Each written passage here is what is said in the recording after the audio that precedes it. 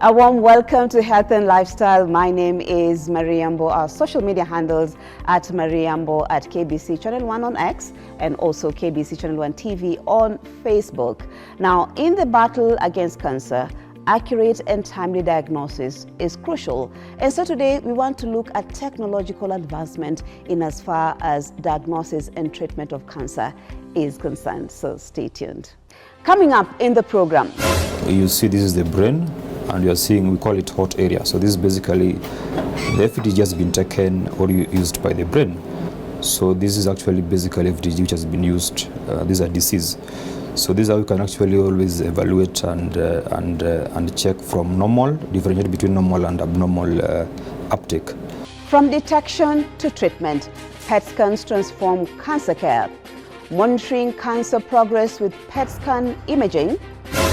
So the essence of radiotherapy is to spare the normal tissue as much as possible and treat and kill the cancerous cells as much as possible. Robotic radiotherapy. We look at how CyberKnife delivers focused cancer treatment. And on good practice, we share health tips for early cancer detection. And to our first segment, PET scan or positron emission tomography scans are transforming the way doctors detect and manage this complex disease. As a result, PET scans are becoming an indispensable tool in personalized cancer care, helping to tailor therapies and improve patient outcomes. Here is a look at how the PET scan works. In the fight against cancer, seeing clearly is everything. Today, advanced imaging technology is giving doctors powerful new tools such as a PET scan. So PET machine is basically positron emission tomography and CT scan. So what we do basically is we image patients with various diseases. Mostly we do for cancer patients, about 99% of the cases here. We also do images like the cardiac imaging for PET-CT and also brain imaging for PET-CT. PET scans are particularly helpful in detecting cancers like lung, throat, lymphoma, colon, and even certain brain tumors. So for the patients who normally require a PET-CT scan, for cancer we use it for number one is for staging. So you've been diagnosed with cancer and we don't know you are at what stage. So you'll be sent for a PET-CT scan to stage this particular cancer. Number two is patients who are actually on treatment and we want to figure out or find out if the treatment is actually working. So they'll also be sent for PET-CT scan to confirm the response to treatment. Grace was first diagnosed with cancer in 2022. I was diagnosed with a type of cancer known as Hodgkin's lymphoma. Yeah, it's a type of cancer that affects the lymphatic system, particularly the lymph nodes. Today, she's here for a second PET scan to track the progress of her treatment. When I completed the first-line chemotherapy, it was 6 cycles, and there was no change, like the tumor came back. And that's when I was started on second-line chemotherapy, and luckily I finished last year, December. They want to check if the medicine worked, but as for me, I feel okay. The process of preparing a patient for PET scan includes the uptake phase. The patient is injected with a radioactive tracer known as fluorodeoxyglucose FDG. Cancerous cells are known to consume more glucose than normal cells. So our body normally, we have the brain which works throughout. Your heart keeps on pumping blood throughout. So they will also use this small amount of radio tracer which we gave you, but from that we can always tell to what percentage has it been utilized. So you find we normally have, when we're doing our reporting, we have markers which now direct us and which actually can confirm to us that this is normal uptake and this is not normal. After the injection, she rests for about 45 minutes to an hour to allow the tracer circulate through the bloodstream. The scan takes detailed images capturing areas where cells are working abnormally. So now, like, we have this patient who was sent. This is a cancer patient. Of course, I won't disclose the name. So if you look at this image, this screen here, you see this is the brain, and you are seeing, we call it hot area. So this is basically the FET just been taken or used by the brain. And then if you go towards the neck, this is the neck, you also see this area. We call it a hot section. So this is actually basically FDG which has been used. These are disease. So this is how you can actually always evaluate and check from normal, differentiate between normal and abnormal uptake. Treating cancer is an expensive affair, and so registering with the Social Health Authority SHA is important to avoid inconveniences in case of positive diagnosis. They just come, we confirm if they are they qualify for the PET CT scan, and we just advise them on the preparations methods, and then when they come, they don't pay anything. SHA is actually covering everything for these patients. From early detection to tailored treatment, precision imaging like PET scans is redefining how we see and treat cancer. For cancer patients, it's more than just a scan. It's a lifeline. And on that note, we take our first break, and I'll be back with the Integrated Molecular Imaging Center at the Kenyatta University Teaching and Referral Hospital. Just wanting to understand, what does it all entail? So stay tuned.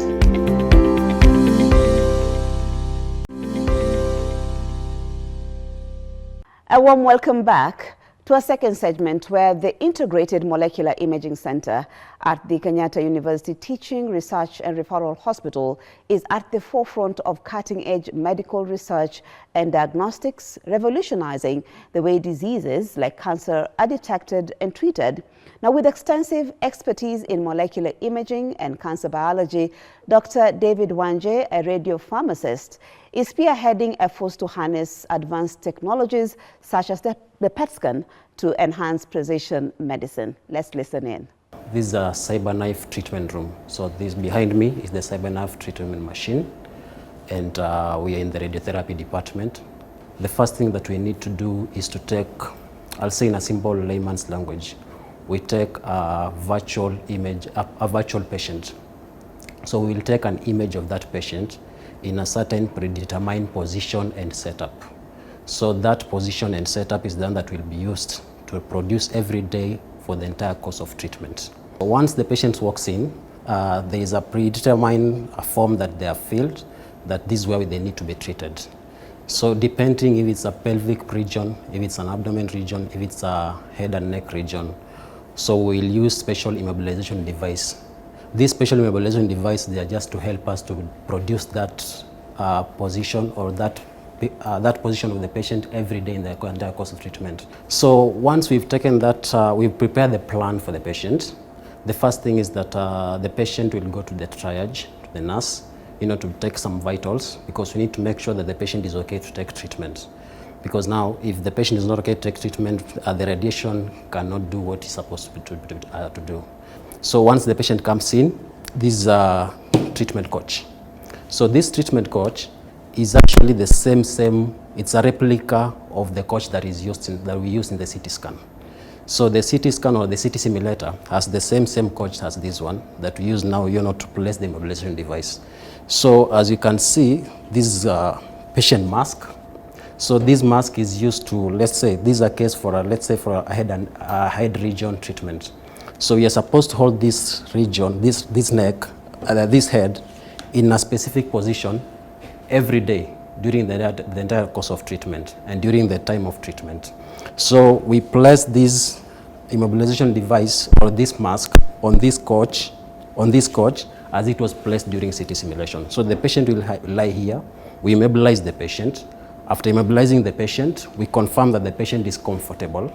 After confirming, we'll now go and deliver the treatment from the control room. Once we've set up the patient on the treatment coach, this is how we come and deliver the treatment. So the machine is following special instructions that we've set up from the planning room. So like I've said before, cyberknife is able to move in different directions, in more than 1,000 directions. So it's able to move in this different direction around the patient simply because of this robotic arm. Yes, so as you can see, this is now the patient. So the robotic arm will position the linac in that specific position for it to radiate the area of treatment. So we are able, from this screen, we are able to monitor the patient. We are also able to hear the patient's reaction, and we are able to talk to the patient. From this other screen, this is where the control of the treatment happens. So we'll take images and we'll try to superimpose the image that we've taken today and to superimpose it with the first image during simulation, so that to make sure that the patient is in the original position as it's supposed to be.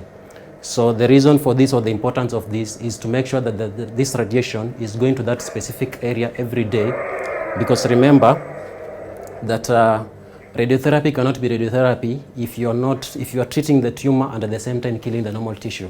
So the essence of radiotherapy is to spare the normal tissue as much as possible and treat and kill the cancerous cells as much as possible. So you're only able to do that if you have accuracy and precision, of which CyberKnife provides for that. So the CyberKnife is able to treat different type of cancer. Number one, you're able to treat head and neck cancer. You're able to treat spine tumors. You're able to treat prostate tumors, and you are able to treat special tumors. So thank you so much for keeping it KBC Channel 1. We've been talking about cancer diagnosis. We've taken you through the PET scan machine and you've learned what it's all about. We've also taken you through the cyber, knife machine. And some of you are thinking like a cyber knife should have a knife, but by now you know there is no knife about it. But we still have more to unpack for you. Now to speak to us more about the Integrated Molecular Center is none other than Dr. David Wanje. He is a radio pharmacist. So thank you so much for joining us. Let's begin first things first. What is the Integrated Molecular Center all about? The core mandate is the molecular imaging of patients, mostly it's cancer patients, where we detect cancer, we stage cancer, then after the patient is treated, we are able to monitor either the progress of the disease or the treatment outcome. How has this IMEC center, if I may call it, changed the landscape for cancer diagnosis in this country? Because for a very long time, Kenyans have been traveling far and wide, including India, just to get diagnosis, like the PET scan machine and all that. So what does that portend for our country in as far as cancer diagnosis is concerned? Do Kenyans still have to go to India or not? You're right. Previously, Kenyans were going to India to look for these services. At the moment, there's absolutely no reason why a Kenyan should go to any other country to look for the same service which we are offering. Previous imaging techniques, the standard imaging techniques, are called structural imaging, most of them.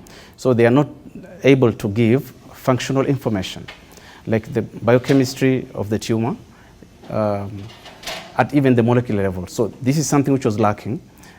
So now with the PET imaging and SPECT imaging, we have this technique that is able to help physicians to accurately decide the type of treatment to give to the patients, so that now we are able to tailor-make the treatment for particular patients' disease patterns. Could you talk to us about the personnel? Because that also is a very big challenge in most health sector, health personnel and all that. Do we have enough to work within these kind of centers? And then also, as you speak to us about that, maybe how many patients do you also receive, can I say, in a day? Regarding the number of patients, at the moment we are serving on average 40 patients. We have capacity for more. It means we can serve more Kenyans who need these services. And as you mentioned about human resources, it's a challenge, especially regarding nuclear medicine physicians and nuclear medicine technologists. Most of our staff have to be trained outside the country, including radiopharmacists, including radiochemists, nuclear medicine technologists, the physicians and others. So we know very well that cancer is a very big burden in Kenya, and not just burden in terms of the disease, but the financial burden that it comes with. And it will be interesting to find out how our patients were able to afford even just going through the diagnosis of cancer. Is this something that is supported by SHA? Thank you very much for that question. At this moment, let me say we are very happy because the PET scans are fully covered by SHA.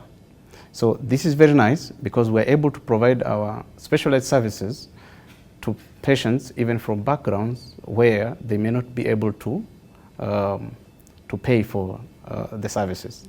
And this is decreasing the burden of healthcare, especially in terms of oncology, to the families that are not able to afford.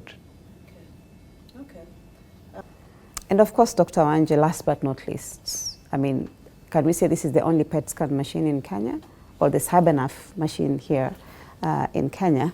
And so, in just closing, maybe you can give us your parting shot in as far as the IMEC Center is concerned.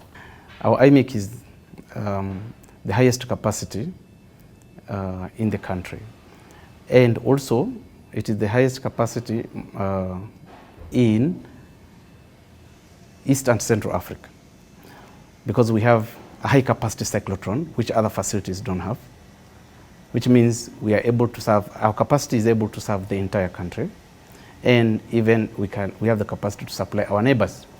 At the moment, we are serving our patients, but we're even producing more radioactive medicines, even to supply some of the facilities that are just having the cameras, but they don't have the production capacity.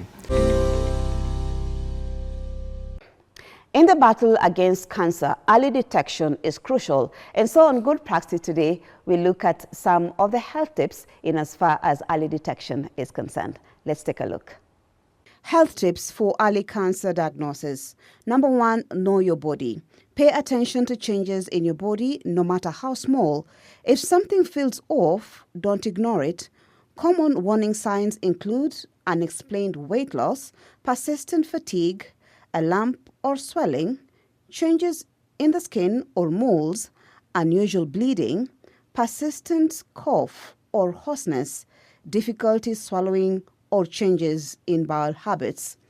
Number 2, keep regular screening appointments. Early detection saves lives. Get screened based on your age, gender, and family history.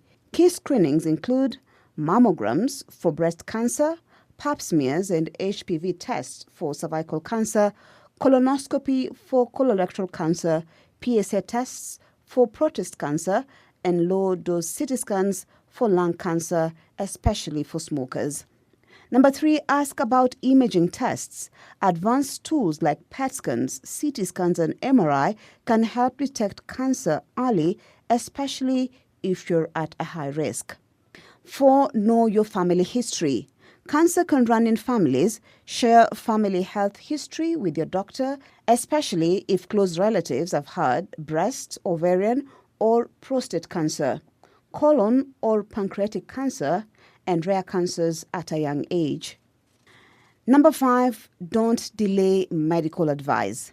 If symptoms last more than 2 to 3 weeks, or if it gets worse over time, see a doctor. Early testing is always better than late treatment.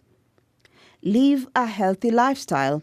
While not a guarantee, healthy habits can lower your risks and make it easier to detect issues early. Eat a balanced diet, avoid tobacco and limit alcohol, exercise regularly, protect your skin from UV exposure, and also maintain a healthy weight. Last but not least, be proactive and not afraid. Fear can delay diagnosis. Remember, fighting cancer early increases your chances of successful treatment and survival. We've come to the end of the program. Thank you so much as always for your time and your company. My name is Marie Yambo, and of course on behalf of everyone who made this program possible, the production team and everyone who made it possible, we say thank you very much. In case you've missed any part of this program, I hope you can actually go to our YouTube channel and get to watch the whole program. I hope that you've also learned a lot in as far as cancer detection and treatment is concerned and the importance of early detection.